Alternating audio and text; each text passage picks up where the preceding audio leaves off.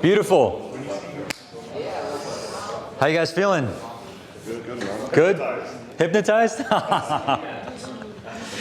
How was last night? Did you guys have fun? Yeah. Yeah, so tonight we'll do dinner at in Little Havana. Who's been to Little Havana so far? Anybody? No? Okay, so you guys had the Brickell experience, right? Oh, man. Little Havana would be a whole different experience. So prepare yourselves now. It'll be fun. And that'll be a really good time. And then we'll have dinner from 7 to 9, and then 9 to 12 we'll be at the cigar lounge the entire night watching the UFC fights. So it'll be a good time. Today we have these topics left. I already had a few people talk about they want to learn specifically YouTube ads. We can dive into that. I know we still have to talk about sales team management. Why don't we start with paid ads, and then we'll do sales team, because obviously you need ads to have leads and calls, and then sales team obviously to close them. Does that sound good to you guys? Yeah. Then we'll do YouTube organic, and then anything else in the second half of the day. Okay, paid ads. What are the questions around paid ads? What questions do you guys have around paid ads specifically, like Meta, YouTube, or just in general? Cold traffic, you said? The thing I have is like a sales cycle, like a longer sales cycle. And Yeah. What does that look like? That's like, for me anyway, it just seemed like it was like a very long sales cycle from like, by the time you get to close, if you've got to do a second call, and this, that, and the other, and then it's kind of like being okay with kind of spending that, and then just kind of like, is there an average and what it should be? Is there a KPI there or whatever, you know? Mm-hmm. Okay. Lead to purchase window. How do you think about deciding what platforms to advertise on? Great question. Yeah. Okay. What else? I'd like to see the back end. This is campaign structure. Yeah, measuring the metrics, KPIs, is the argument. And the structure. Okay. And then like, how much should you be testing? And then Nathan maybe broke some leads there yesterday. Yeah, so I'd like to see what the structure looks like. If you're producing that much content and that much creatives, what does the structure look like? How do you Yeah, test that? do you just throw shit at the wall, or is it like all structured? You just throw shit at the wall, or do you have a structure? You're aiming when you throw shit at the wall. And aim target. You have a general direction. General direction. But do you test everything like in one campaign? Do you like split them out? Like, Yeah, one campaign usually. usually one campaign. Yeah, and then once you have converting traffic, then you create like a campaign that is like for winning ads. You know what I mean? So you have like a test campaign that's where you kind of just always test. If something does work, you always leave it on. But then when it is working, well, depending on Meta or YouTube. So Meta, you can create. Yeah, You create a bunch of different tests, set low, and whichever one is. Yeah, then you go, well, there's like ABOs and CBOs. I don't know if you're familiar with that. So an ABO usually, usually for testing. Then CBO is when like you have a campaign and it's just a bunch of winning interests and ads in there. The main difference between ABO and CBO is ABO, you're controlling the budget at the asset level, instead of CBO, you're controlling the budget at the campaign level. Yeah. So, you know, you have a difference between campaign, asset, and ad. I think, are you guys asking ads questions over there as well? Talking about ads? No? No, we're gonna chat GPT to roast us. Oh, okay. I think this is a good conversation. I was hearing you guys as well. And probably good for what you guys were asking. We can go to lead to purchase after, Jordan. But if you want to share closer what you were talking to Harvey about. It's just the difference between an ABO and a CBO. So this is just for meta ads. You guys don't know what this is? Yeah. You know, it's not like new stuff. Yeah. Campaign versus ad set, but it's planned anyways. It's fun. No, it's a CBO. You put it's a campaign where you already have like things that are winning. So once you have like 5 ads that brought your conversion, you make a new campaign that is a CBO, which you control the budget at the campaign level, and that's how you scale to like $1,000, $2,000, $3,000 a day. So In the first set, you're testing which ad creative works the best. first on an ABO that you just like, if you go to my ads manager, I have one campaign that has hundreds and hundreds of ads that I'm constantly testing. About the testing frequency, literally as much as possible. Usually 20% of the budget is all going to test. So that's a question. When you got hundreds of ads, is it all underneath this one first one? Create this first big campaign with the multiple assets. So how many creatives do you put in at once? At least 3. At least 3. At least 3. Per ad Once you set. want to Per test ad. it. Per asset, correct. And then let the algorithm choose one. But what happens is sometimes that budget sometimes just goes to 1. Yeah. So like you want to, if you feel like the ad is going to bring your conversion, you can just take off the one that it's spending on, you know? But there's so many different ways to do this. So what you're saying is if you let the campaign level choose at first, it may choose it wrong. So you give Well, usually it doesn't choose it wrong. Usually the algorithm knows why that one's gonna perform better, but sometimes I just want to test every single creative. You just want to have more control of the budget and where the money is going. Yeah. You Because if get you lower let it- cost per lead if you you do put it that. all into the No, not campaign, really. No? No. Are you saying you make 10 ads and you assign $10 each ad so you can see the true numbers and then you let them? So there's two methods. If you have the budget to do so, I will do it because I want to get each ad to at least spend cost per book call. You get me? If I can know if it's working or not. But yeah, if you have a lower budget, you know, one ad set with 3 ads inside, let's say $50 a day, and whichever the algorithm chooses. When you find a winner, do you duplicate it and add it to the CBO? Yeah, so I leave that one on. Don't ever touch it. Something works on YouTube or Facebook, don't touch it. Just leave it there. But if I have multiple winning creative, it's when I create a CBO, and then I put that CBO at like $500, $1,000, $2,000 a day. So that's how you get to spend a shit ton of money per day. So when you've got one winning one in that first campaign and you want to test, and you realise the ones you want to turn off, and you want to test other stuff against it, you put that in with the winning one already, or do you separate that and just start something new? Where do you keep on adding? Like you've got In the other campaign that is just winning stuff.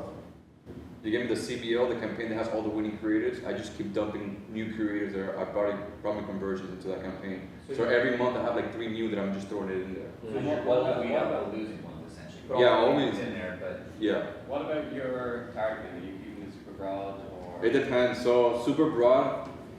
Because you're in It finance, right? depends on Yeah. the offer. It Yeah. depends on the offer that you have, obviously. You know, So, like- so when you let's say you So test this. we're e-commerce, we're going after e-com brands, so like, you know, should we just put like Shopify or Keeper go like? So this is what I'll do. So if you guys are testing like let's say you guys all running a new campaign, I'll do an ABO with 3 ad sets. One will be broad, one will be with stack interest, and one will be with lookalike audience. You guys know what all You that have a means? ton of Yeah. emails, so Say you that can whole look thing at again. that So let's say if you're testing a brand new creative, right? You recorded 10 creatives, you create an ABO, and you have one ad set where let's say 3 ads, but then you duplicate those ad sets and you have 3 ad sets. One is no interest or broad, so that's what he's saying. One is for lookalikes, and one is with stacked interest. That make sense? Yeah.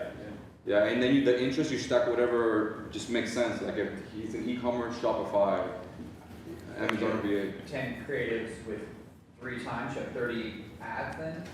No, let's say you have 10 creatives, let's just say 3 to keep it simple. You have 3 creative, 1 ad set, that could be lookalike audience, you duplicate it, the other one is broad, you And duplicate you it. keep everything else the same, like the Yeah. creative, the copy, everything stays the same. The only thing that you We change charging is the is targeting. Is the targeting, because you Yeah. don't want to test too many different variables all at the same time, because you're not going to be able to understand which one has brought you the difference in conversion, whether it's good or bad. So to answer your question, brother, test both broad and interest. Yeah. For me, for some reason, interest always hit for me.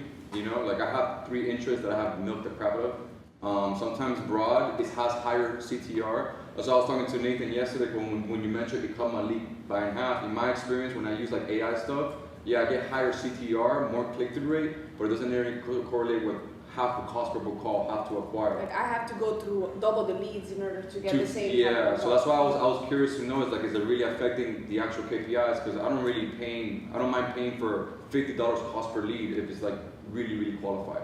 Yeah, are you So- filtering on the back end with your funnel? Because as long as your funnel is really aggressively filtered. Yeah. based on the Of quality, Yeah, we you're not disqualified gonna change 99% Of of course, but people then, who. you know, you're still bringing inside of your pixel, you know, unqualified leads that, of course, you can filter back, and like with hires, you can tag them and only send back the qualified ones, but like, I just rather deal with less people that send me Do their you guys emails if have they're, your DQ leads still trigger the pixel? No, hell no. They go to a separate funnel, right? Yeah, they don't even get. Yeah, they go to a separate So phone with that a should down trigger cell. your Yeah. pixel. Yeah. What I'm saying is sometimes higher CTR doesn't necessarily mean, you know, better quality leads. It's just because so many people are clicking through it, and it's just a bunch of like shit people just clicking. So it's like almost like a 50-50 type of balance you gotta find. You have to have high It's a click through double-edged rate. sword. Yeah. And then you're giving most of your ads your cost per book call and spend before you turn them off? I at least give it 3x of cost per book call or cost to 3x, acquire. Wow. Yeah, like Yeah. at first, once before you have sales, you first optimize for cost per booked call, then you optimize for cost per acquisition.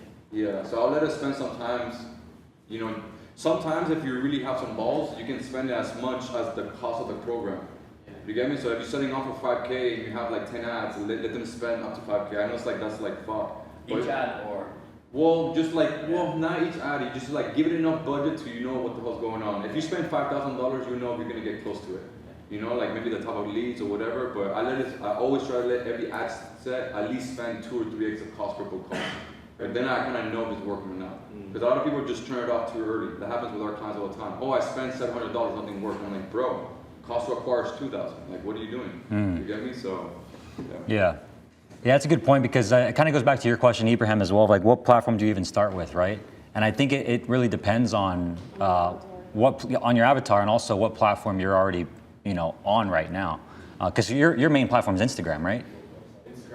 Instagram, YouTube. Which one's more engaged for you? Is it YouTube or Instagram? For clients, Instagram. Instagram, yeah. And if I was you personally, I would start with Facebook ads. Facebook ads in general, like I'm really good at YouTube ads, but it's just so much more expensive. And Facebook ads can work a lot quicker for most people in general. So I would start with Facebook ads for you, and I would listen to what Javi and Clarissa were just saying, basically. And I would just start with remarketing to your Instagram users and everybody as well. And just go right to a VSL book a call funnel. Like stupid simple. Maybe even just an application, honestly, if you're just gonna remarket to your Instagram audience and then start booking calls that way. One thing that I do like about Meta, the how quick I could get a sale. Because then, like we were talking about the other day about picture ads, like 70 or 80% of my budget just bullshit picture ads. That are bringing ads? Yeah. And like I could make one right now, uploaded it, and tomorrow I made a sale. Yeah, and for you have the AI setter, so you could even do DM campaigns, which are going to be way easier. If you've never run ads before, it's way easier setup than going directly to the funnel. Yeah, because you have a bunch of conversations right there. Yeah, and you have an appointment setter. There's AI that could do all of that for you. So when you run DM campaigns, you run that as a boosted from No. You're building a campaign. You're building a campaign from scratch. Yeah. I mean, you can test sometimes like Are you familiar with that? No. Oh, okay. I'm very new to it. Okay, so you set up an engagement campaign, and then it allows you to set up like sending messages. Cool. Yeah, they see an ad and they click send message, and then they send you a certain keyword, and then you have a conversation.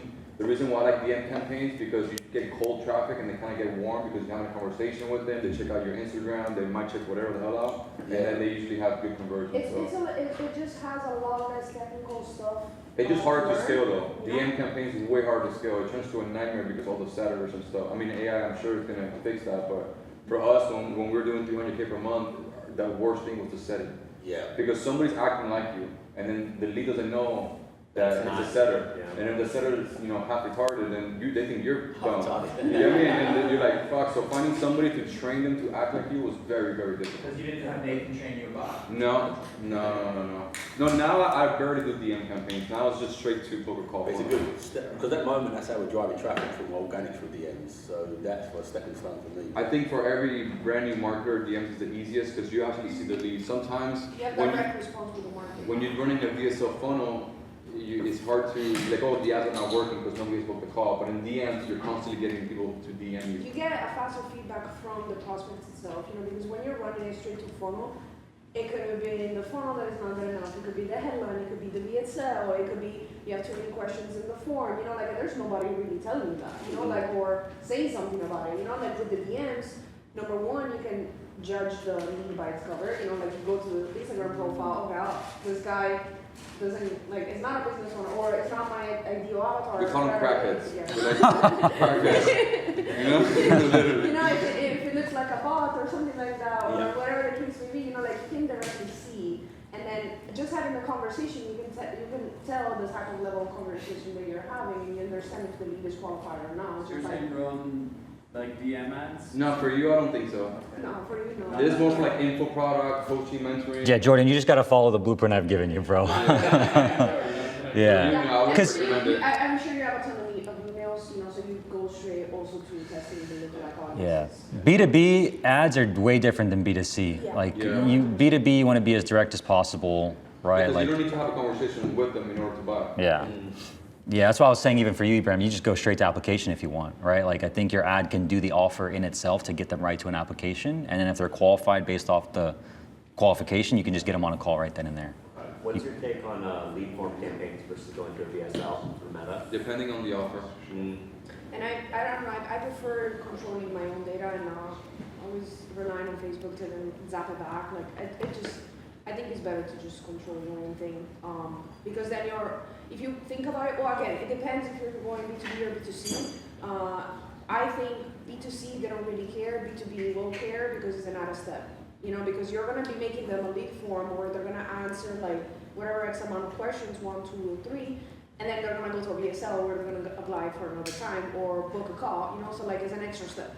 But for B2C, you I don't think they care as much. yeah, makes sense. Okay. Also, depending on the team you have, because if you're doing a lead funnel, you need to like Yeah. the call center. Like the whole strategy is people just put in their information, and you have a guy just hammering Boom, yeah. calls all day. So depending, let's say like if you have a life insurance company, that's usually how it goes. It's just a bunch of numbers and emails, and people are just hammering them.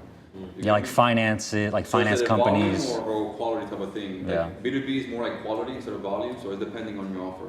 For info product, what would you recommend? Like community. Are you targeting someone that is starting, that is a Yeah, is it that is a B2B or consumer, B2C? or B2C, it's real estate agents, right? Yeah, well, maybe. So becoming a real estate agent? Supplementary education for real estate agents to build their business. So they're already a real estate They're agent. already a real estate agent. I would definitely try maybe a VSL because they get more information. Yeah. You want that for that type of offer, like you want them to understand who they're working with and who you do before they even give you information. Yes, this is what I was discussing with Brian before. We host our platform on the school. Yeah. And originally we had a VSL in between the guy who's running our ads and sending them to the school page. The thing with the school page is that is the VSL, like the front page of Yeah. school, right? So do I remove that middle step in between and just send them straight to the school page and just have a Is it working? Not as well as it.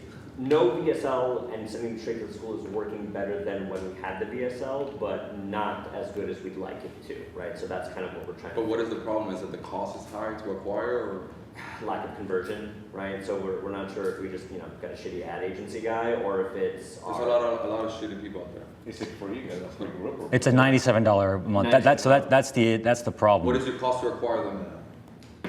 couldn't tell you right now. Because if you're going cold to $97 a month recurring, it's going to cost you, probably $497, $500 to get a customer. And For us, again, it wasn't like that. Okay. So for us, for $97 a month, it was costing us literally like $90 or $80. Then we bumped it up to $197 per month, and it was costing like $205. But people were staying for 6 months, so I didn't mind spending $200. and those are existing credit repair business funding companies Yeah, exactly. from cold traffic. Well, From cold traffic, I only probably spend 10% on retargeting. Like it's very low. I'm just cold traffic, Just getting new people to see us. So it Yeah. depends maybe on the offer. Maybe maybe there's a lot of real estate people, so then the CAC is like a lot higher because you have competition. That could be, or maybe it just the conversion just sucks. Like the BSL is not good, Could be. What is it? What's the page? So if you go to school.com/BAMX.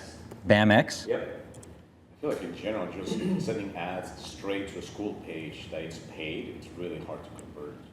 Yeah, I So personally, in our yeah. experience, it didn't work, and I tried both. I tried just a VSL, and then once they purchase, they go into the school, and then I tried just sending them to school, and they both work.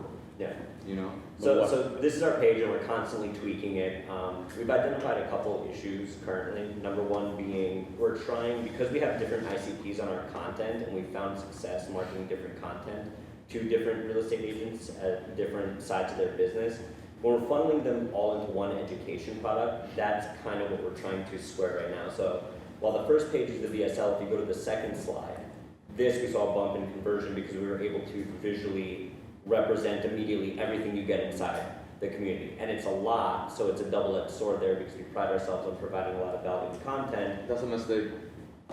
But at the same time, it's like, are we diluting? So I made the same mistake. So when you're selling low ticket, you gotta solve one problem, and like speed to solution needs to be as quick as possible. Because if you have so much stuff and you're solving them so many problems, then when you go sell your high ticket offer, like, well, I haven't even done whatever the hell I got this thing for.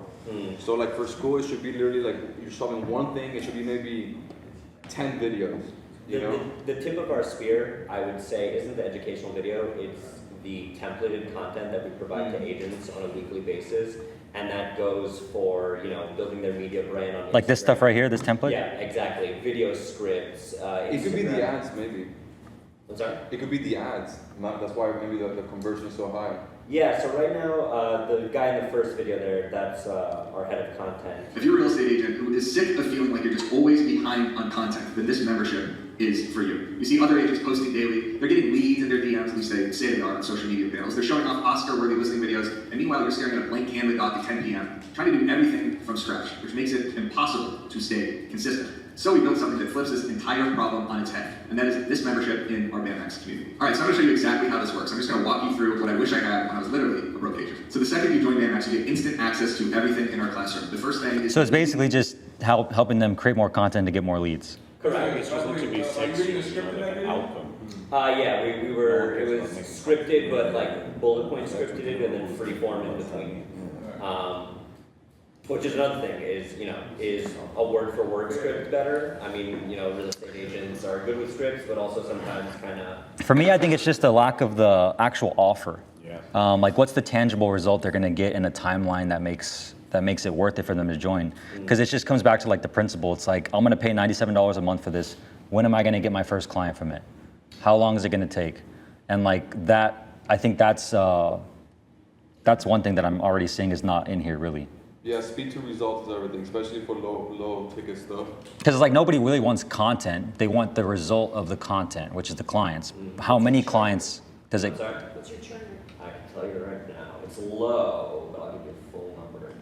If he started this video ad, or if you guys started this video ad, sorry, with. If you're a real estate agent who is sick of feeling like you're just always behind on content, then this membership— So it's like, yeah, always behind on content, sure, for sure. But it's like if you're a real estate agent who's looking to add 5 to 10 extra listings or whatever is it listings or clients? Listings, ideally you want to be on the sell side of the transaction, like you have more leverage. You would know this industry better than me, but obviously whatever that tangible result is that they're looking to get from the content that they post more of, right? Like that's the first sentence that you wouldn't want to I be. completely agree. I feel like there's not enough pain in the beginning. Got it. As for churn. And also, like the ads are very important. Like for us, like we have very high click-through rate. It was like the ads are probably the most important when it comes to low ticket because it's just how much volume can we get through this landing page at the lowest cost And they were possible. extremely simple. It was like a B-roll video and just text on top. Got it. Yeah, we're at just about 2% churn, 2.05. Oh, That's great. that's great. That's great. Right? The majority of people are coming through warm though, right? Warm through content and email traffic, that's our top of funnel. We're trying to crack cold right now. And the strategy is sending them to this page right now. Ideally. Okay. Yeah, right, and that's kind of what I'm here to figure out is sending them to a supplementary page, like a VSL, a better thing, where we can run sort of separate VSLs for different pain points. Like, hey, if you're a 0 to 3 year agent looking to make your first $100,000, if you're a veteran agent looking to grow their media, if you're a new agent looking to polish your sales skills, because we, through the templates, do brand building, but also because we have so many actual operators who have built businesses, we have objection handling courses and some call scripts and things like that. So is it running different ads to different pain points? Like that's kind of what we're trying to square. You could do that. You could do that, and then just find the biggest pain point, and that's when you just blast it. I think asking anybody recurring on the first sale is going to be tough, especially from cold traffic, in my opinion. I mean, out of all the clients I have right now, I don't have anybody who's running a $97 a month recurring at scale. That's usually always either a VSL book a call funnel to a high ticket sales call for like a $5,800 program plus, or they're selling a low ticket, like a $97 one-time payment, and then on the back end, they have VSL to book a call or upsells and OTOs where they can actually have, an AOV of 100 plus and it's costing them $50 to get a client, Nathan, do you remember what was that, like someone in agency that was running like a TikTok famous or become like a TikTok famous doctor or dentist or influencer? Yeah. So I feel like that could appeal something like this because they don't really, again, care about the content. It's like how do you become the authority they go to? Everybody wants to be like the real estate guy in their market. So maybe adding something on that. It's like, hey, we're gonna make you your content be the go-to, like a famous guy. That's important. Sell the transformation. Right. Yeah. Help establish That you attracts as a the go-to. clients. Yeah, like So you don't start with the chase client them, stuff, they come and to you. then we'll help you become the authority in your area. Yeah, it's like Instead of chasing clients, they chase you. Yeah. They wanna work. Exactly. yeah, inbound. Also, are you tracking conversion rate on this landing page? Because in school you can track your conversion Yeah. rate. Yeah, I'm looking, so our trial conversion rate is 39.62 and our overall conversion rate, traffic in the last 7 days is 0.67%. You're running 39% conversion rates on a free trial Yeah. on a landing page. Why don't you crank volume? So run ads to the trial, is what you're saying? Well, if you're getting a 40% conversion rate on a landing page to a sign up for a program, crank some volume. How long's the trial? 7 days. What's the conversion rate on the 7 days? 39.62%. So out of 40% of people are staying. And how long's the average LTV? I'm trying to find that. How long does someone stay from the The trial? term is like almost 2%, so it should be long. What's your traffic conversion rate? Yeah. It says like traffic last 7 days, and then it says conversion rate. That's your landing page conversion. Trial conversion is like, if they go to the trial and convert to it. Yeah, so overall conversion rate last time is 0.67, so not. Yeah, there. That's all. There's no reason 40% on a landing. Yeah, that would have been a different conversation. Yeah. So yeah, you're getting a 0.67, geez. So we're positive. Yeah. Okay, great. Thanks, Evan. Well, it's, I figured you were, obviously. Is that with cold traffic, like running paid ads? Again, we're just trying to establish a paid ad beachhead because for so long the brand was free organic content. Like if you go to our site, nowbam.com, Oh, sorry. this is our baby, right? Like this is what we built everything else around in terms of having to be that barstool model where we're providing information in a funny, meme-based. Kind of like a blog type of, Yeah, exactly. And then everything else kind of spins from that, the podcast. And then the subscription tool is just kind of rev generation that we're looking to build out because so many people are like, how do you write your blog? How do you, can I buy your swiper templates and the news-based stuff? So What's the offer on the back end after the $97 a month? we're still establishing it, but it is at this point, basically what you're running here, mid-sized group mastermind. Just events and masterminds? High ticket, one-to-many consulting is our next thing that we're looking to build out. This might be too far-fetched, but I see a lot of people having success with just doing the free group, because it sounds like you build it from organic, right? A lot of it's organic. We have the free group, and within the free group, now you can charge per modules to unlock like low tickets.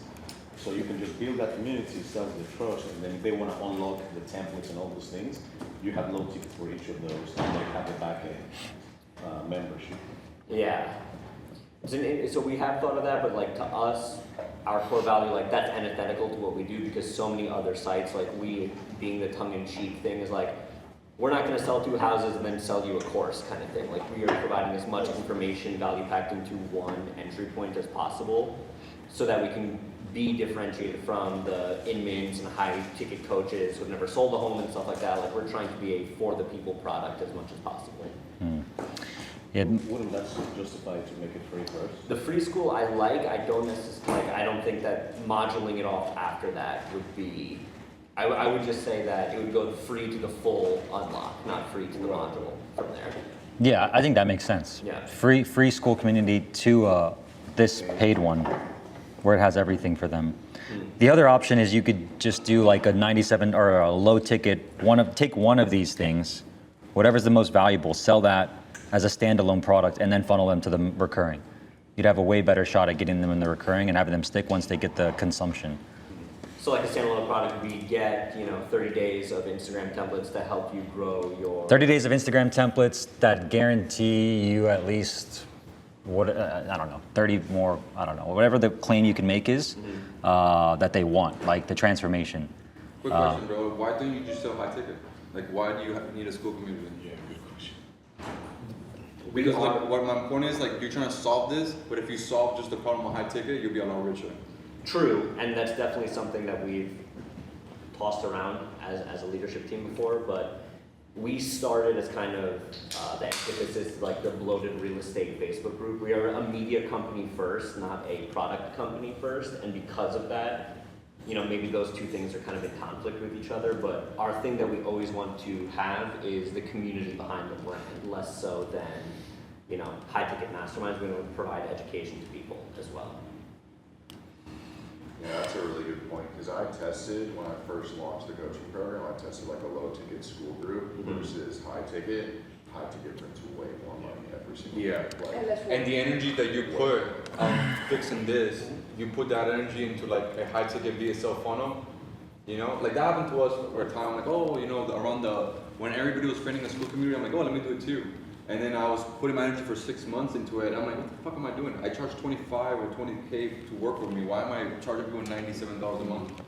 You get me? And I mean, it was cool because we were making like 30 grand a month without lifting a finger. But I was like, I mean, you know. The time cost, the opportunity cost. Yeah, And you say without lifting a finger, but like there's maintenance, there's well, people. Once you build it, yeah. once you build it, you know. I mean, this thing is a ton of work to keep running because we have to have office hours, we have to answer questions. You're basically doing a high ticket coaching program for a low ticket price. Yeah, exactly. It was the same thing I told Harvey, for example, right? When you first joined, it was like, you're doing the same amount of work as me, but I'm charging, we're Exactly. 15K. They're gonna be working more.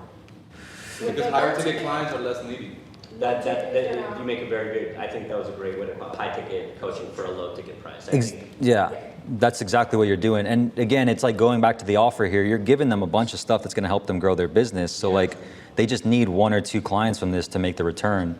But like the problem is again, to cold traffic, you're going to need margin, which goes back to like Jordan's question about the lead to purchase window. Like you need margin to be able to make it work.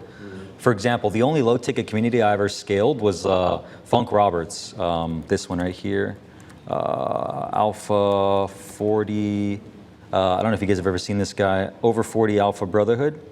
It's a $1. It was a $1 trial for a $47 men's basically fat loss program, but it was costing us $97 to get a $1 trial purchase to cold traffic. However, it made sense because his average stick rate was about 6 months. So he was willing to go negative for, a couple months. So he had balls, obviously, but most people won't, right? And so I was trying to convince him to go high ticket as well.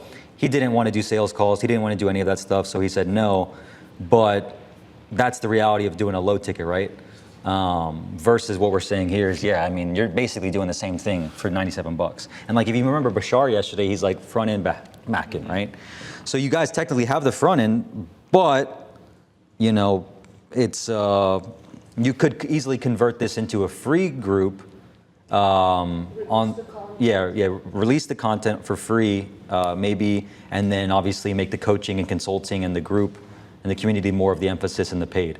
And if also the whole point of this itself is the impact that you're giving to the clients, I bet you that if it's high ticket, you're going to be taking the thing way more serious and actually do more of the work. At least in our experience, every time that we have done low ticket, the clients tend to like just have access to it, watch if that, and then do nothing. Or barely anything. So if the whole core value is like to give the impact to the person, it's high ticket. I think they're gonna value it way more, and it doesn't have to be like $15,000-$20,000 if that's not like within your guys's core. No, I mean that's one-to-many group consulting. That's definitely how we would go about pricing structure. I do find it interesting the idea of basically changing that 97 to 0, releasing as much of this for free, and then kind of have it be like the give, get.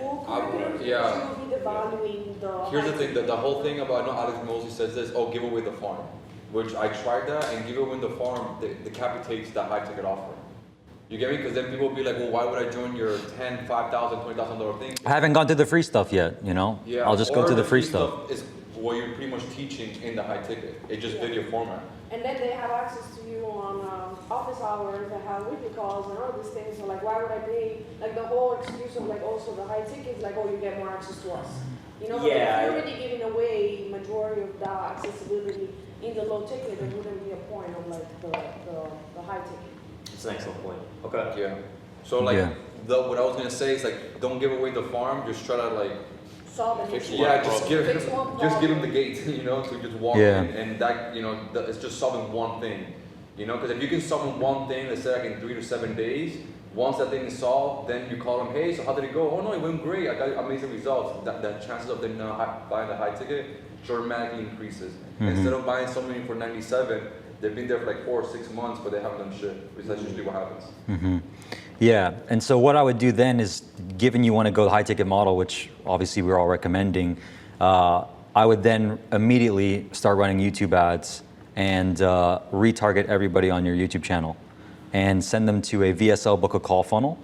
A template that we have, for example, would be like, this is my funnel, obviously, it's very simple, direct offer. So you can see how our offer is a little bit more direct compared to yours. like tangible results, script, edit, produce, and set up your Facebook and YouTube ad accounts. You can sign, X amount of clients per month.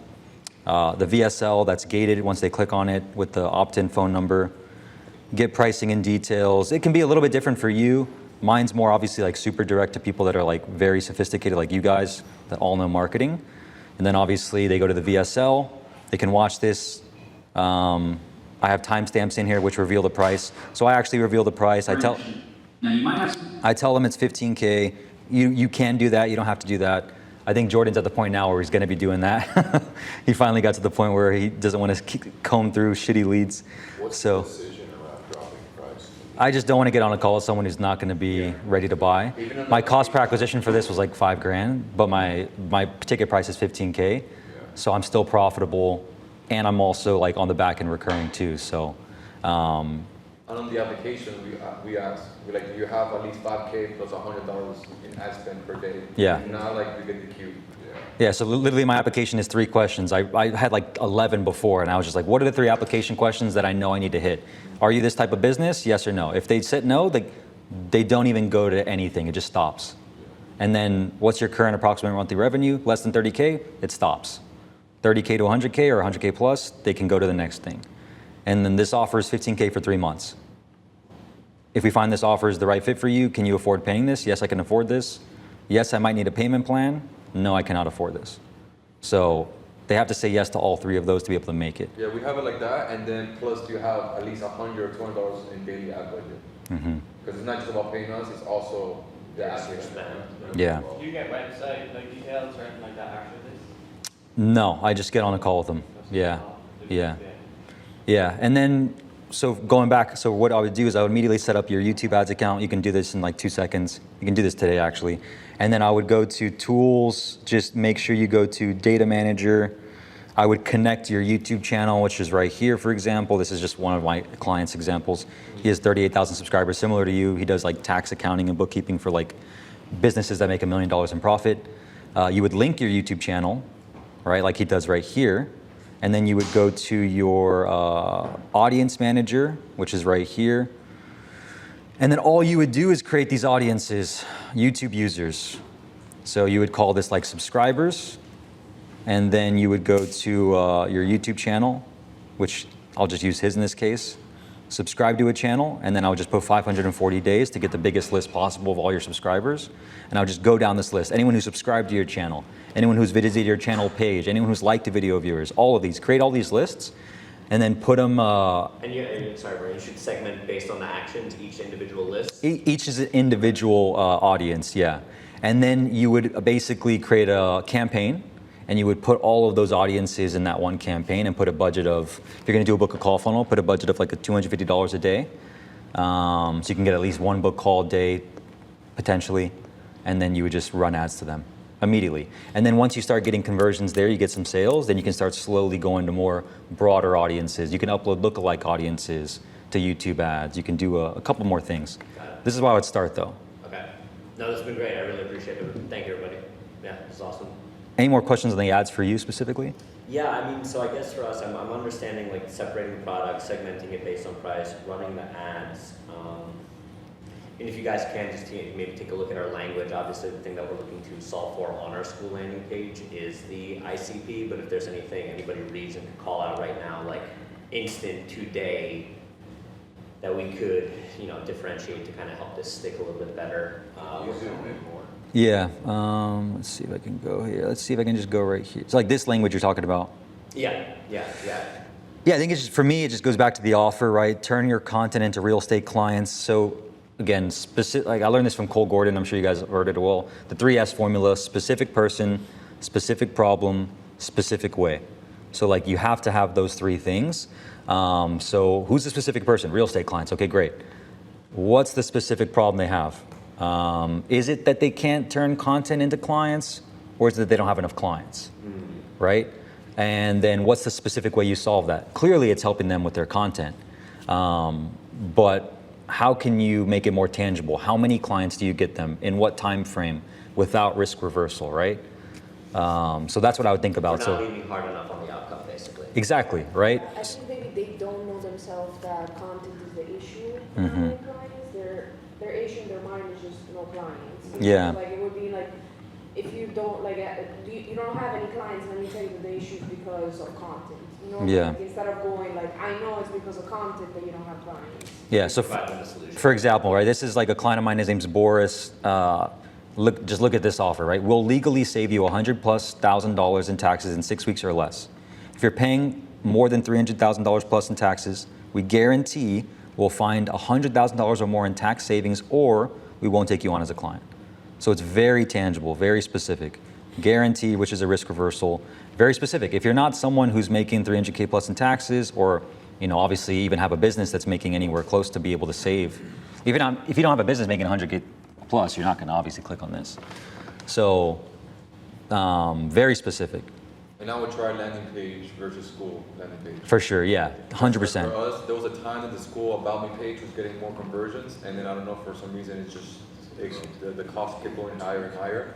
And I went back to just a normal landing page, and then it was like around $90. And just even being able, like, I don't know if your billing team, how much they struggle, but I hated having everybody paying on school, because normally we fail payment, school It's annoying. will be sending them messages and emails through them, to update the thing, but it doesn't give you a notification.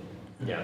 You have to manually go check, Look let me for see them. who failed Who payment bounced, yeah. on a daily Super basis, annoying. like, and then go and message them, and then if you didn't capture the email before, then now next thing you know, like, you have to go look for the email, look for their phone number, go search them up onto your Go Ahead Level, whatever CRM you're using, Yeah, then Go Ahead message Level. them. Yeah, like, we did it with Slack after that with the landing page, so we get like and every then you day. don't necessarily have a link to send them, like, hey, like, look, this is the link to update your credit card payment, like, you have to. Because it's all internal for them, yeah. It's internal to school, It was like. it was to track it was a nightmare. And they can cancel without texting. They Yeah. cancel, you don't receive notification the moment they cancel. Yeah, you can't use Jordan's unsubscribe type of funnel. Yeah, unsubscribe to the payment funnel. 100%. Like, I mean, they have a built-in thing. Yeah. That there's a video that comes out, but that's about it. Like, you only have a video and you have a limited amount of text that you can put in the before unsubscribe page on school. So I found that it was way better for me to have it done outside. We also implemented a credit system for you. It doesn't really matter because you have a good churn, but we have a credit system. So each, like, kind of like Audible, that each monthly payment Got it. gave They them had a to credit, stay. and they could unlock a new module. So Yeah. for us, when we have an X amount of numbers of things we could see, and Everything was locked. being able to automate that system inside of school billing, impossible. And just so I'm making sure that I'm understanding everything succinctly that you guys are sharing here, if we separate landing pages into individual products, right? Is it still a book of call? Like, I'm trying to differentiate. That would be different. That would be like a sales page. That would just be like a normal sales Like page. one click, yeah, like order form on the sales page, Yeah, if basically. you want to stay with a low ticket, maybe you can find like the different type of pain points that your clients might have, and then just try each funnel or each VSL, see what works, and then just stick with that. Got it. So it's just a lot of testing at this point to see which one of It's these always things. all about testing. It's always about testing. The biggest difference between the win is I forgot his name. This guy was saying yesterday. Oh, Bashar, he was saying, yeah. That like the top of advertisers just like the test 11x more than their. That's Nathan. Oh, it was Nathan. Yeah. And landing pages, you can split tests. You Yep. can't split True. tests on school. And for the landing pages, one of the most important things is not even the VSL, it's the headlines. So like it's hard to do that with. Yeah, majority of people won't even watch the music or Yeah, watch it all. because the problem is like this could work if you just retargeted your YouTube channel. Potentially, it's going to cost you a lot, but then like when you go cold, you're just going to be wasting money. Like it's going to be so hard to make it work. Got it. So these are all like the foundational pieces you need to be able to get it to be profitable first and foremost, and then be able to scale it. Awesome. Yeah, thanks so much, everyone. I really appreciate it. Really, thank you. When you split testing the landing page, headlines and stuff like that, how much traffic do you drive through it? And At least 1,000 people to see it or more. 1,000 people, yeah. At least minimum, but the more the better. And from day one, you said, would you split test that from day one against two, or would you run? Yeah, I go right away with the headline. Split Yeah. test the headline, that's the most important. Yeah, and always one variable. Yeah, one variable time. So get 1,000 for it, and then pick the winner. I mean, if you're starting brand new and you have two headlines that you think they might convert, you gotta try it. But if you already have one you think is good, one really cool thing is using ChatGPT with it. Like, hey, this is my headline with this conversion. Can you write me a better, with higher conversion, variation? And like, if you're running out of ideas, and then you can split test those, the one with ChatGPT gave you. But the headlines is super important. nobody ever sets their headline. Luke? Yeah. Everybody tests everything else but the headline. It's crazy. Ryan, I love your guarantee. I'll do X and Y days, or I won't take you on as a client. I like that, 'cause that's, you're not promising to work for free until you do, you just won't take you on as a client. I like that. My question for you, on that VSL, you have 3 questions. Can you go over those 3 questions again? It was just, are you a specific, so, This type of business, yeah. are you willing to spend $100? Are you this type of business? What's your current monthly revenue? And I gave them 3 options. And then the least option they can't go through, and then there's 2 ones that are just like where they are. And then the third one is, yeah, this offer is $15,000 for 3 months. Can you afford paying this? Yeah. You never work with like somebody who's making like 10K a month or something like that? No, we have, but again, like Just the success rate is harder. exactly. After doing it, I was just also like you said, right? They have to pay me 15. They also have to spend. That's what happens with our new business owner clients. They have to spend money on ads. Yeah. So And like software. exactly. So like even on a 3 payment plan for us, it's like it's still it's just I realize it's like Yeah, and plus to make it so immediately. yeah, plus it's like I just think about it logically. It's like should they even be running ads? Like I think you can get to 100K a month potentially without ads, right? If you just really do good job on organic and referrals. So it's like you need to have the cash flow to be able to do it. So I just think about the businesses that are going to be the best fit for me now, because I'm not trying to chase like the 10K, 20K clients. It's like I want them to get results. Yeah. So that's why I say that. What's the decision on the gated VSL? Or not? Um, I haven't done those before. I just Well, it's just setter. Like if I didn't have a setter, I would just go straight to this, yeah. right? But like if you have an opt-in page, then you should have a setter. Like that's the whole point of having an opt-in page, because then you just have more leads, and then they can call them. So the whole point of an opt-in page is like because you want to collect leads and you want to have a setter calling them. But if you don't have a setter, you can just go straight to the VSL. And then one more thing too, with your YouTube ads, are you running under the client's main YouTube channel? Yeah. Mm-hmm. Yeah, I used to do the second channel. Yeah, my YouTube guy is like really against that. Is he a YouTube organic growth guy? Yeah, that's why. Yeah. It'll kill your reach. No, he just no. Dude, I can show you all the clients I've ran ads from: Brandon Carter, Charlie Morgan, like all of their. I have a case study on that. It's just it grows their channel. Because if you think about it, right, you're showing up as a suggested video now on the YouTube platform through an ad. So they're going to click on that video. It's going to take them to your main channel. They can also, like Javi was saying, instead of Instagram, they can go to your channel page, and they can watch your content. If you're going through a second channel, you don't have any content there. It looks weird. And I'm curious too, because recently I've been viewing all YouTube videos as my VSLs. Mm-hmm. Like I embed my VSLs as YouTube videos Mm-hmm. for like retargeting. Yeah. I'm curious, why don't you? Presley actually mentioned that in New York for the thank you page video. I've personally never ran a VSL as I like Wistia for this reason because number one, I like to see the metrics. Plus I also get the timestamps. I have the thank you page as a YouTube video. So if they go to the thank you page after booking a call, and I learned this from Presley, if they click on that thank you page video and they watch it, and the next time they're on YouTube, they start getting suggested my videos. So before the call, they're getting more impressions. Some of our clients on YouTube, what we did was, which has worked a lot, we put their VSL on YouTube as an unlisted video, and it's the end screen video of all of the videos. So all of your organic videos have an end screen, and it's sent to your VSL. Because I've been kind of. It's like the Iman Gadzi, like every video he has points to the unlisted VSL. Yeah, so every time they watch one of your organic videos, it takes them to a VSL, which is unlisted. Yeah. I think Ibrahim, you had your question. You had your hand raised. It was just a quick one. When you said about having the gated VSL, how much of your success comes from a seller, like dialing those leads versus the ones you put in? Honestly, the best results I ever got were with direct application. I didn't have a setter at all for that. So, I mean, it just depends on how far you want to scale, right? But the setter actually can book you an extra 10 to 12 calls potentially per month, depending on how many leads. So it just depends. Both work. I mean, yeah, I mean, both can work. If I wanted to scale to $1 million a month, I would have a setter and an opt-in page, for sure. You get higher show-up rates too. Yeah. Like as soon as they book the call, and then you walk up to the next step, say, by the way, you're gonna get 20 different videos or emails or tags about X, Y, and Z. So you tell them what's going to happen next before the call. Yeah, and Harvey, I think you were asking about the script for this. Like, the script is literally like when someone opts in, the setter calls them immediately and says, hey, this is Daniil with adspin.com. The reason for the call, I saw you just entered your information to learn more about how we can help you scale with YouTube ads. Do you mind if I ask you a few questions to learn more about your business and potentially send you some more resources that might be able to help you before the call, right? Or whatever, right? It's like literally, then it goes into discovery.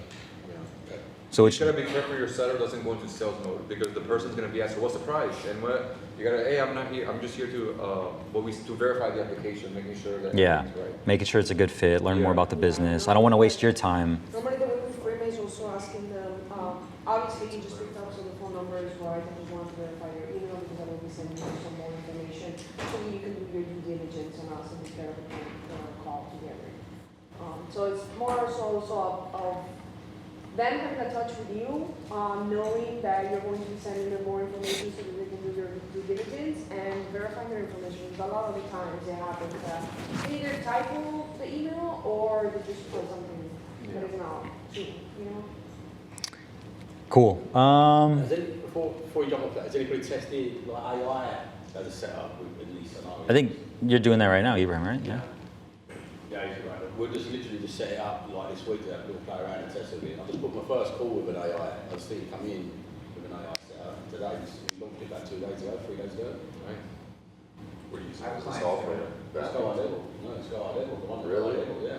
Wow. I would test Vappy or Yeah, I've been looking at that. because Go High Levels. The reason I looked at that, garbage. the reason I looked at the Go High Level one is because we set up for our clients. I want something that's not too complex and About the same. You can integrate sales.ai with Go High Level, and I have clients doing AI apps. Sales.ai. Sales.ai. All of them integrate with GHL. Yeah, and they'll do all for you on clients that do large. Because you'll see one appointment booked, but you also want to consider all those calls that don't get booked. So we have a filter that every call above 60 seconds goes into a Slack channel and it gets automatically flagged if it's, picking up that it screwed up in some way or another, the AI said something ridiculous and something hung up or they got frustrated. Because you also want to, have those key components of that. It's like if You're Tesla. having AI score your AI calls up. Yeah. It's like if Tesla's driving down the road, like Tesla doesn't optimize their full self-driving when you're just cruising down the highway and everything's working. They optimize their self-driving when you have to grab the steering wheel and override the AI. So those are the data points that we want to look at, is when we have to override the AI. So would you say anything Vappy in retail? Yeah, that means retail. And you were saying that's a call-based over text-based, like sales aid for appointment. Yeah, 80% of our appointments for us and our clients come through from calls. And are you letting the cat out of the bag that it's an AI, hey, this is Jim, I'm an AI caller on behalf of We don't say it if they ask. If they ask, we'll tell them. But 80% of people probably won't even notice, and the other 20% don't care. They think it's pretty cool. Cool, okay. And is the AI mimicking your voice and your invitations, or is it just its own voice? Yeah, you can do your voice, but I wouldn't do your voice. It'll be a lot choppier. It'll be a lot. Yeah. It'll break versus one of their proven tested voices will be way smoother. Big accent. Yeah. So let's say if you're running for UK, you probably want UK. Yeah, sure. And which system are you using for AI setting? Vappy or retail. What do you use, Ibrahim? Do you use Go High Level, ManyChat? Oh, custom. Oh, okay. I just found with the out-of-the-box ones to have like a really good human conversation to speak how I actually speak, it needs to be custom. Gotcha. If it's like lead gen. Oh, so it's your voice. Well, we're doing it over text right Okay. now, but voice is coming next. And like, how much you have to train the AI setup to get like a good output? It depends on how much time you spend on the conditional logic of the workflows, essentially. Because when you set up the AI callers, you're going to have conditional logic. So when they say this question, if they answer yes, then it goes down this route tree. If they answer no, it goes down this route tree. So if you spend some time setting it up and you figure out all the FAQ questions from the beginning, you clean up the knowledge base for your AI, it usually runs really well. Right? So it's like basically a decision tree. Yeah, exactly. And so with that being retail, I see the point why it's like, I feel like the most consumer friendly one. Can you, adjust the tonality and the sales intent, all that kind of stuff? You can make it aggressive, like buy or die, or you can make it a little bit more relaxed, right? For our clients, if it's a medical front desk, they're not gonna be like, on a scale of 1 to 10, how would this make you feel? Or, Set everything else aside. set everything else aside, yeah. But if it's a B2B setter, you probably want them to be a little more. I think Jordan, you're asking about like lead to purchase window, right? Yeah. I mean, honestly, dude, we just have this already in the academy. I can go through it with you if you want. But this is already, this is already inside the mastermind content portal. You can just send the link if it's out there. Cool. Yeah, I literally have the SOP for you because you're already in the mastermind, so I'll send it to you. All right. Okay. What else on ads? We went through sales cycle, platform. What if you want to test it way more creative? I know you mentioned like doing like 3 ads inside of an APO. What if you want to test like 10 creatives? Do you put them all in there, or do you just have more ad sets? Also depends what is the cost per result and what is your daily budget. Let's say if you're like, Let's say daily budget's like let's say $250. per ad set. No, total. Yeah, it depends, because let's say if you have 3 ads in there and the cost per results is, let's say, $50, but then you're only spending $50 a day, then you're not letting enough budget to go through all 3 of them. So it also depends what is your cost per result, so you can at least like put a 3x of cost per result so you get all ads you spend. Yeah. So, yeah. Mm-hmm. Yeah, your budget determines how much you can actually test. Because, like we talked about, Jordan, your average cost per call is already, pretty high. So, What is it? Like $700. But is that cost per qualified or just cost per book call, not including no-shows and? No, that's cost per qualified. Yeah, because he's targeting a D2C brand who's making. And what is the offer price? It's the setup offers 10. Huh? The setup offers 10K, right? Yeah, or recurring is 5K. So. And what is your cost to acquire? We've only had one person put through an ad so far, so it's, well, a lot of it was tested, but it's like 5K, say 5K. Well, yeah, so that's a lot of people make that mistake. They think since let's say you spend like $7 grand in testing, they think the cost requires $7 grand. But you gotta look at the actual ad set, how much they spend. Sometimes the actual ad set spend $300, $400.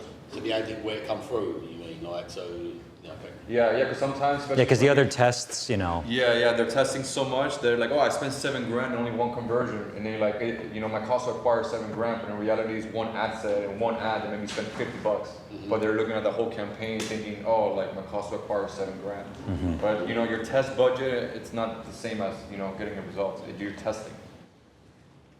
Brian, the 5th thing, we haven't talked much about SEO and what Sean does. If we have time for another subject, I'd love to hear more about what Sean does. SEO? It's a very long and monotonous line of work. We haven't It's like talked completely much different about to what it, you guys do. Yeah. but it's cool. It helps influence everything else. Good on ads? Wait, I have one more question too. Can you break down a little bit more of your thank you page and a little brief touch on like the hammer them strategy? Sure. Because that's what I'm trying to dial in. Specifically on the hammer them strategy, at the campaign level, how are you setting that up within Facebook ads? Is it like $4 to $5 and then just a bunch of different ad sets, so it funnels each of the budget into like 1 ad per ad set, so you know that each one of those ads gets seen? You do like if 3 seconds or 5 seconds. So let's say the retargeting campaign, somebody opens their phone up to make the call with you, they see the first objection or whatever. Yeah. You put it that everybody who's seeing the ad for 3 seconds gets disqualified, so then they get the next video and the next video and the next video. Yeah. That makes sense? Interesting. So you exclude the people who already watch it. So next time they open the phone, it's another video of the Q&A or objection prevention. And the budget should be, depending, if you're getting more than 100 calls per month, it should maybe be like 30 to 20 bucks. So look at every 100 calls, raise it by like 30 or 50 bucks. You get me? Yeah. Yeah. But it only works if you're getting more than 100 calls, maybe 70 to 100, because the campaign won't spend. Yeah, you need to have at least 100 calls per month. Per month, exactly. If not, the campaign won't spend. Doesn't have enough data to retarget. Yeah. I'm curious how you're setting it up at the ads level to get it to go 3 5-second views, and that goes. It just this glue this audience. When you're making like the custom audiences, so you have audiences, right under there's a little button that says exclude. Yeah. There's where you can add and create a custom audience of the people that have watched the X amount. Yeah. Oh, the preview. So like each video that you have in a propaganda ad is like its own separate little. Yeah. Yeah. So it's just a campaign, just like for me, it's like called the Hammer Them campaign. You get me? And it's just. Yeah, it's its own campaign. Yeah, exactly. Yeah, I'll pull it up so I can show you. Let's see. What about spends as well? Depends on the spend. What's the minimum spend you want to test on something? Depending on the offer price. So you've got 6K offer. I would try to spend close to, like testing wise, I would probably spend a cost of the offer. And how much per day then? I'm sorry? How much per day would you set up? So you put aside the cost per offer, 6K. Yeah. How much would you spend per day? Depending whatever you want, you know. Like Depending. bare minimum. Yeah, that's like the minimum. If you're spending $20 a day, it's like You're not going to get a So you want to see the thank you? Yeah. You want to see the thank you page, Nathan? What's that? Thank you page? Yeah, absolutely. Okay, so thank you page, quick video, simple. Is the principle more spend? Add the this thing. Yeah. Then I have the then I have the YouTube Ads Masterclass. This is just a webinar I did that converted really well. So I put my actual full webinar on here as well, which if they go through this, it also drops like it basically tells them everything they need before they can book a call. Like it basically tells them the entire offer.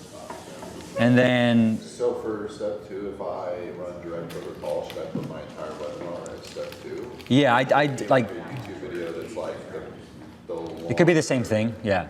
You could replace webinar with YouTube video, whatever video is going to help them get further indoctrinated with you and your process. And then step 3, again, testimonials, very simple there. And then step 4 is frequently asked questions.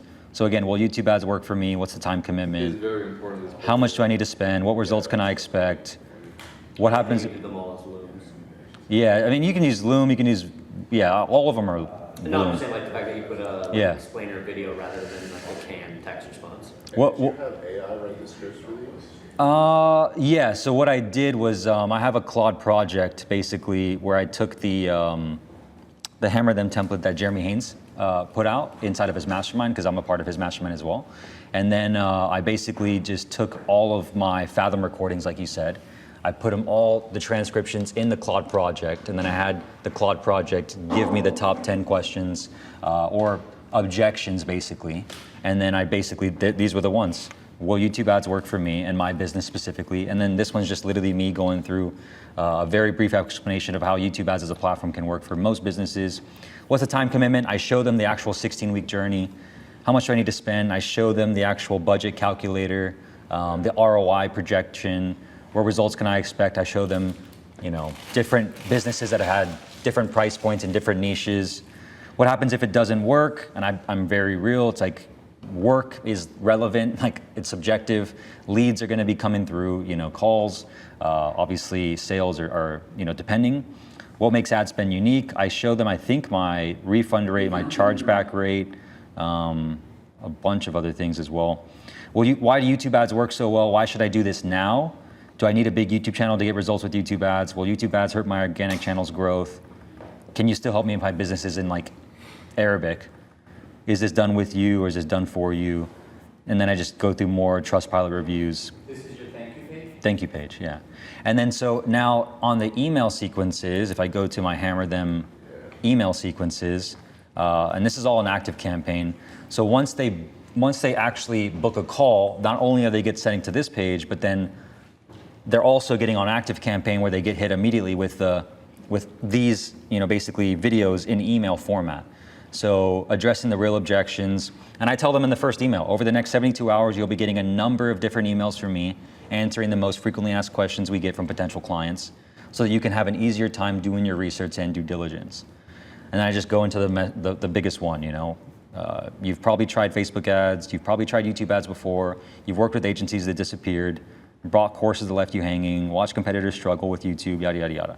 So in the first email, you're linking a bunch of different videos? No. First email, I'm only linking one video. Each email is for one of the Yeah. maybe 10 if you use videos. Right? Yeah. And your setup tells it, by the way, I'm about to send you just like, Yeah. I'm about to be really annoying, you know? Yeah, we want to make sure you're taken care of. You got all your questions answered, so that way on This the isn't your purchase thank you page, this is your opt-in thank you. when someone books a call. Yeah.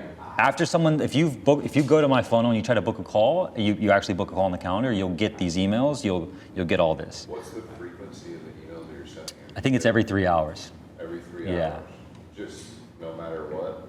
Yeah, I'm pretty sure I might have put like a split in there recently with I think I moved it like a block of like 6 hours, but it's basically, I mean, I can pull up Active Campaign and And see. someone in the middle say, are you alive? As the first comment. You know? Yeah, That usually gets them. we implemented adding text messages in between the emails too. Yeah. And each text message basically brings up the email before. This dramatically increases show up rate and closing rate. They just come with, like, to the call. Yeah, just like- and it reduced the amount of time that the closer had to be in the Oh session. yeah, we'd be closing people in 20 minutes for like 15K.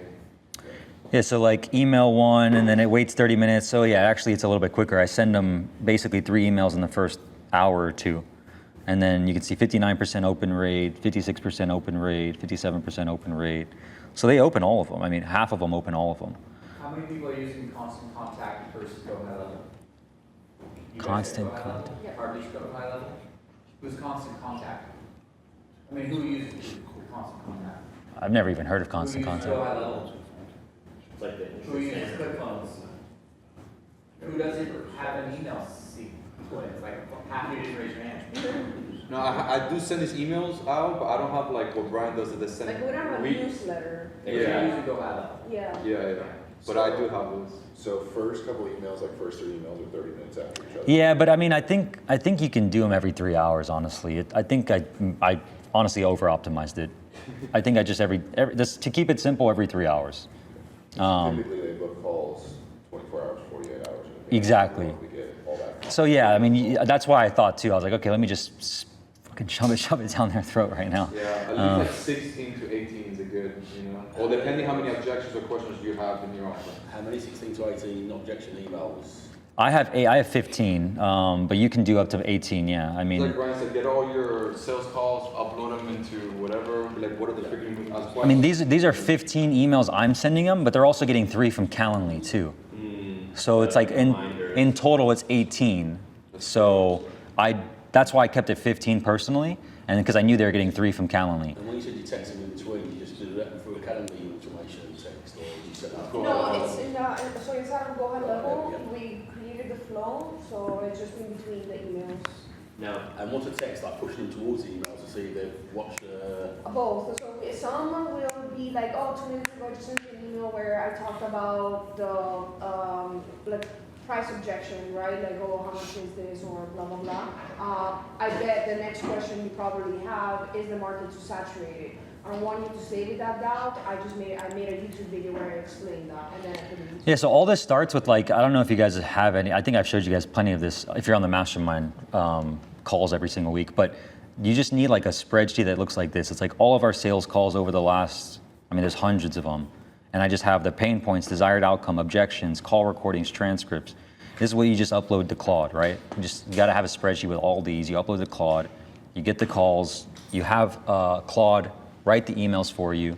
These become your emails that you send them before the call with you, and it's all just done. Like it's just, and then I link a video in every single thing that makes sense. So they're getting emails, they're getting texts, they're getting calls from the setter as well, and like all these things are just gonna contribute to having them be more obviously in trust with you. So even for you, Ibrahim, with you like hypnotism, right? Like I think you've been posting a lot of more content on your Instagram of like questions people have around it. Like this could be perfect for you once you have obviously a book a call funnel. And if you're running ads on Meta, those same videos are. Oh yeah. Next time they open their phone, they're seeing that video, and then next time they open the phone, is the next video. And Yeah. the next, you know, and it's just like we're on top of. as an ad or as content? As an ad. As an ad, but it's a piece of content. No call to action. It's only people who book the call with you. It's like a retargeting campaign that all the emails and texts we send them, they also get the retargeting ads, and only the people who book calls see it. And at that point, what you can do is kind of like the boost, but you don't boost. There's a proper way of boosting that you're not doing it from the app. You can do it from inside of the ads manager, so you can control it. So basically, at the ad level, instead of creating new ad, you put use existing post, your Instagram is connected, so you're technically boosting that content, and then you Through just the put the algorithm. you put the targeting of that. So what they get hit on is one of your videos that you already posted. You know what I mean? Yeah, so they're also getting remarketing with these, which is Yeah, there you Facebook. go. So it's just me showing them a piece of content. Like this is like a Ty Lopez clip with when he interviewed me for his podcast, that they're getting also remarketed to in between them booking the call and actually showing up to the call. So it's like emails. Yeah, and see right there it says Yeah, ad email, setup. text, call from setter, and then the ads. How do you choose the order of the video ads? Because it's a little bit different because you're also adding like framing and authority. Yeah, I Yeah, mean, you don't really choose which one they see first, to be honest, but that's Yeah. why you do the 3-second thing, so like it's always the new one every time. yeah, so if someone just watches 3 seconds of this, they're automatically going to be excluded from ever seeing it again, and they see the next one, the next one. So you don't really get to pick, Yeah, that's a good question. I wish there could be an order. like a sequencing, that'd be Yeah. fucking cool. But It would be the same sequence, you know, it's a Yeah. boom, boom, boom, boom, yeah. Yeah. Was this helpful? Very much so. And you usually do it from like You can most do it. asked questions to, from emails and texts, like what is the most asked question? That's like the one you start with because it's gonna have the highest opening rate and highest engagement. What's your frequency of text messages? Text messages. You mean like from AI? No, I mean like your emails are like 30 minutes to every 3 hours. I think it's the same. I mean, but do you also have you guys would also have your closer, whoever's got the call booked on their calendar? I don't think a lot of people do this, but are you guys sending the selfie video to them? No. Yeah, so that's another thing. That's probably all this stuff is great, but like the selfie video from a closer, that gets the show up rate. We see that with our agents a lot, like before like a prospective listing appointment on Zoom, if they send them like a bomb or something like Yeah, that. Like, hey, looking forward to it. And it worked for you, Jordan, when you started using it. He's not even listening. But especially for B2B. Is that like the entry? It's just I actually show you. I think I posted it in the Mastermind channel. Yeah, how we did it, we had a part of the thank you page, like, hey, you're gonna be speaking to this person, and like almost like an introduction period. Yeah, let's see if I can find it real quick. So the selfie thing is actually pretty cool, Yeah, let me just see if I can find it. And schedule too, so it'll send that something. Yeah, depending if you have a big team of closers, you can automate each person. But yeah, if you can have an introduction period between the founder and the closer, that's huge. Yeah. Is there like video of the closer on that page as well? Like, Yeah, I mean, I like what Brian was saying that the closer actually does, hey, my name is. Ours wasn't automated. I mean, again, like I think you could get automated to that point for sure. But I just had my closer do it manually. So like here's an example what we were doing. This is again once someone books a call on their calendar, they're trying to do this as quickly as possible, and all the stuff we just showed you is already happening in the background. Plus they're getting this directly to their phone. Plus the propaganda, plus. Yeah, plus the propaganda stuff. This is a personal outreach though. Hey there, Mark. This is Spencer here from adspend.com. Just wanted to step outside, get some fresh air, and also film this quick video for you. Very eager for our call. I believe you booked in to see how we can help you potentially scale with YouTube ads this Friday at, I believe, 12 p.m. EST. So just confirm on time if that is all good for you. All I need is a thumbs up. I'm out here in snowy Vancouver, so wondering if you have some snow as well. We can cover basically all the ground we need to on our Friday call. Really just need that confirmation for you. Want to make sure this is a efficient call, but also valuable for you as much as possible. So hope you're having a great week. Take care and look forward to speaking on Friday. Cheers.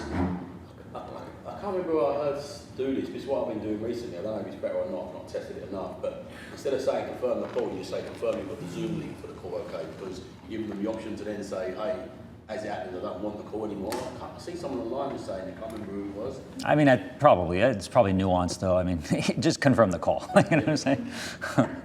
But yeah. When you send the emails with the videos for the FAQ videos, are you linking those videos back to the thank you page, or are you sending them To the actual, individual videos. Ideally on my YouTube channel. So some of them are on the YouTube channel. Some of them, I don't ever send them back to the thank you page. Yeah. Yeah, I send them to specific videos. So you don't, after they opt in, you don't send them back to the thank you page? After they opt in, or they book a call? After they book a call? No. It's like, I've been redirected to the thank you page because it's where all of the information on it. I'd prefer to send them to my YouTube channel. Yeah. Yeah. Or like a specific landing page with a testimonial, like a testimonial, like there's a wall of testimonials. Because your thank you page video, or your FAQ videos are unlisted videos on your YouTube channel? That as well, yeah. Yeah, and on Wistia for the thank you page. Why are you doing the FAQs on the thank you page, not on the VSL? They are on the VSL. So they're just go places. Yeah, 100%. So if you go to like, all these questions are already answered in the VSL as well. Like, Extra chances to. yeah, because some people just don't consume the VSL. Like all the questions that are on the thank you page, I answer them at these specific timestamps. So by the time they get to you, they're already pre-sold. If they're getting on the meeting. They know it's 15K. They know how the process works. They know the timeline. They know the results they can expect. They know the case studies. They know the ROAS and the budget. Like all the questions, like look, expected ROI and results, that's the first thing I talk about. So your cost per book call is high, but your close rate should be amazing. That's the whole point. I don't want to get on a call with someone who's not going to be willing to buy. Like I'm just going to waste time. How can you expect to see results? A ROAS calculator, how our system works, what you get, pricing, more questions. Again, you know, like if I was a sales-focused guy, I just realized I'm a better marketer than I am sales. And like my best clients, they're already pre-sold on me. So how do I just, you know, it's like with you, like it was an easy sale. Like I didn't need to have a call with you. Yeah. We just sent a few voice messages. I just see you live and on video and say yes, do it. Okay. Those are the best clients, right? So how can I get more people to become my best clients? I just flood them with all this stuff. So, yeah. Can I ask you one more question? When you, right now we're in Facebook ads, we're doing 10 to 15K on Facebook ads. When should we make the decision to go multi-platform and add YouTube? I mean, that's a good question. You can max out Facebook pretty far. I mean, I think at least you got to spend at least 30K a month minimum before you even think about switching platforms. That's what we did. We were able to run both platforms, YouTube and Facebook, around 30K plus. Once we got to 30K on Facebook. You're just like, hey, run Facebook until you burn it out versus. Well, I also don't think like I need I mean, like Bashar, you know, one platform, one focus, one this, yeah. But it's like I also want to be as omnipresent as possible, so I'll run Facebook and YouTube at the same time because I know my clients are on both. I guess with that, what you were saying is being the S-curve part, isn't it? So starting with one and then obviously. Yeah, start with one and then add later. But I prefer I just want to be omnipresent everywhere. So I'll run YouTube and I'll run Facebook to the same VSL, same everything, and I'll also remarket them on both platforms. What's the minimum budget I would need in a month for YouTube ads to start? Yeah, and you're just gonna have to spend more. So, I mean, how much are you spending on Facebook right now? 10 to 15? 10 to 15 a month. Yeah, and your offer's how much? 4K. I would be willing to spend at least 10. Yeah. So, I don't know if it makes sense. Well, how big is your YouTube channel? It's growing, it's getting deals. We have 9 videos filmed, ready to rock and roll. Well, your target audience is as agency owners, right? Yeah. Okay, well, yeah. That they're all over YouTube, dude. Like, Yeah, that's why. yeah. And the people that consume YouTube content are so much more engaged. Yeah. They're better, low quality. It goes back to TAM too. Like YouTube's a great scaling platform. If you've already proven the concept on Facebook, it can scale. It depends on the TAM though, obviously. Yeah, I just also don't want to get shiny object syndrome and move too fast. Well, if anything, I would just do remarketing campaigns like I was telling Bobby. You know, like just link your YouTube channel, set up remarketing to your YouTube channel, set up remarketing to your web. Volume to do it? I mean, Let's see how much. If you have over 1,000 people that have watched your videos, which it looks like you do, yeah, you can remarket to your YouTube video viewers. You won't be able to remarket to your subscribers because you need at least 1,000 of those. So you can definitely do video viewer retargeting. So are you doing all of those in a combined audience, right? Like subscribers, video yeah, you could. viewers, Yeah, everything. and then as it grows, it'll just get bigger and bigger.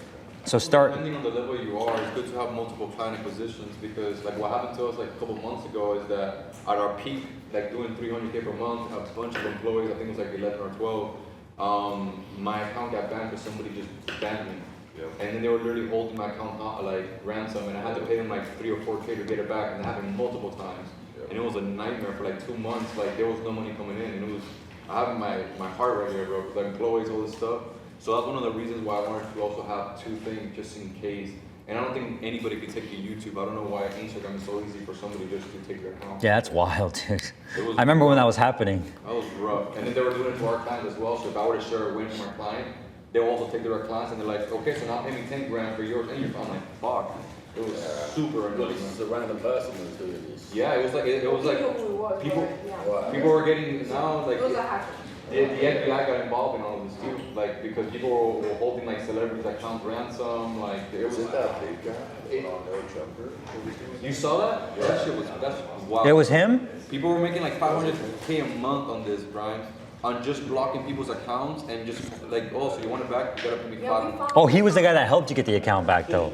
No, he blocks them and then helps you get it. Yeah, and gets it back. That's how it's a whole No way. It was a business model, bro. But someone. So he was the one blocking him and then paying me to get it back? That was his business? Yeah. I thought he was just the guy saving the people. No. Well, That's the guy that we fucked up. found, he wasn't. No wonder he went to jail. Didn't he go to jail? Yeah. Oh, the FBI. There's multiple people. There's like a big thing. There's multiple people. Oh my. You can find Telegram group chats about all they dedicate themselves. You gotta be a sleazebag to do that, dude. Bro, it was rough. That's dirty. Because every 3 or 4 months you do it again.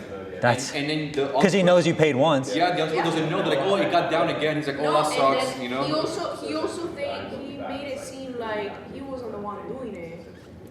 It was So you rough. don't know it's him doing it. Wow. And it's like your main way of making money. Yeah. So he had literally our business by the ball. I was so mad this time, bro. Because I'm like, how can this lead bag just destroy my company Yeah. like this? And what they do is they report you for impersonating a politician. So they do that 50 times over different accounts, and your account gets banned. It's rough. Wow. And it's so stupid because you're verified. Yeah. Yeah, that's another thing. I'm verified. What say I can. So annoying, Brian.